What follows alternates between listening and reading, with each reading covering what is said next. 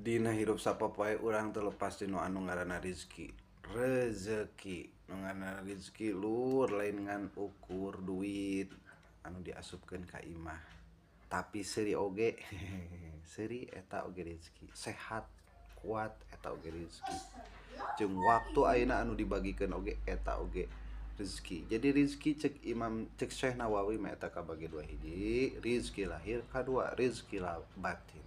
jadi intina lamun imah pinuh ku syukur nya sok sanajan rezeki anu saeutik tapi ku urang disyukuran maka kakurangan oge bakal karasa jadi lapur intina jetrekeun nya urang ku syukur nya dina masalah rezeki ulah diitung tapi kudu dirasa pokona jetrekeun rasana ngarah caang ku syukurna ngarah pinuh ku barokah di imahna amin.